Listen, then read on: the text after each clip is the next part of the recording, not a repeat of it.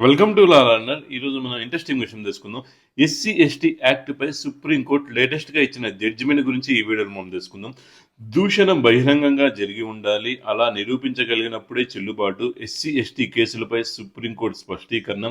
Schedule కులాలు, schedule తెగల చట్టం 1989 సెక్షన్ 31(r) కింద నేర నిరూపణ జరగాలంటే నిందితుడు ఎస్సీ లేదా ఎస్టీ వర్గానికి చెందిన వ్యక్తిని ఉద్దేశపూర్వకంగా ప్రజా సమక్షంలో బహిరంగంగా అవమానించినట్టు, బెదిరించినట్టు నిరూపించాల్సి ఉంటుందని సుప్రీంకోర్టు శుక్రవారం స్పష్టం చేసింది.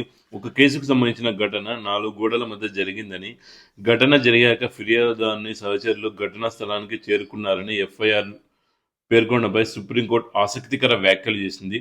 కేసుకు కారణమైన ఘటన అందరూ చూస్తుండగా బహిరంగ ప్రదేశంలో జరగలేదంటూ justice BR Gavai, justice Augustine George మహిళతో కూడిన ధర్మాసనం కేసును కొట్టివేసింది. ఈ చట్టంలోని సెక్షన్ 31(s) కింద నేరం నిరూపితం కావాలంటే ఏదైనా బహిరంగ ప్రదేశంలో నిందితుడు లేదా ఎస్సీ లేదా ఎస్టీ వర్గానికి చెందిన ఏ వ్యక్తినైనా కులం పేరుతో దూషించి ఉండాలని కోర్టు తెలిపింది. ఎస్సీ ఎస్టీ అట్రాసిటీ చట్టం సెక్షన్ 3 నేరానికి పాల్పడిన వారికి విధించే శిక్షను సూచిస్తుంది.